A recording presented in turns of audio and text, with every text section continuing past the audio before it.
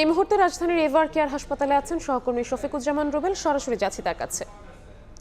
Rubel, BNP chairperson Begum Khaleda জিয়ার আজকে 17 দিনের মতো তার চিকিৎসা চলছে রাজধানীর এভার কেয়ার হসপিটালে।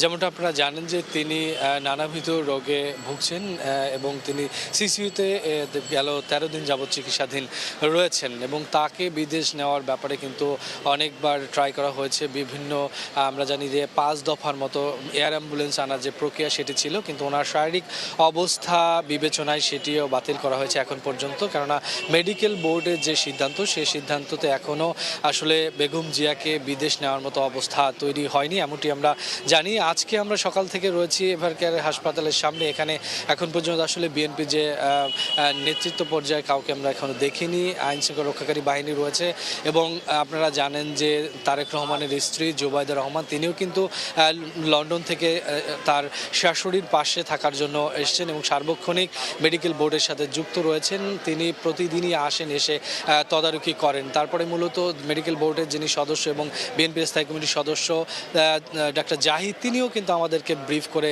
জানান। তো তার সর্বশেষ ব্রিফ অনুযায়ী বেগম জিয়ার শারীরিক অবস্থা কিন্তু এখন পর্যন্ত অপরিবর্তিত, যেমনটা অর্থাৎ তার শারীরিক অবস্থা এরকম ছিল, তিনি চিকিৎসা নিতে পারছেন, একটু ভালোর দিকে ইতিবাচক হিসেবে এটি দেখছেন।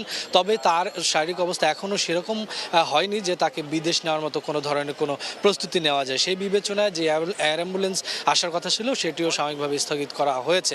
বেগম জিয়ার বর্তমান শারীরিক অবস্থা যদি বলি, তিনি ফুসফুস, কিডনি সহ হৃদরোগ, চোখের সমস্যা সহ নানাবিধ সমস্যা তিনি ভুগছেন এবং ডাক্তারদের যেই চিকিৎসা বোর্ড সেখান থেকে আসলে ইতিবাচক হিসেবে দেখা হচ্ছে যে তিনি দিন দিন সাড়া দিচ্ছেন, চিকিৎসা নিতে পারছেন।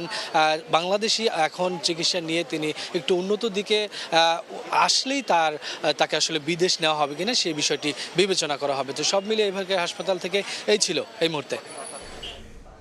রাজধানীর এভার কেয়ার হাসপাতালের সামনে থেকে আমাদের সাথে যুক্ত হয়েছিলেন সহকর্মী শফিকুজ্জামান রুবেল।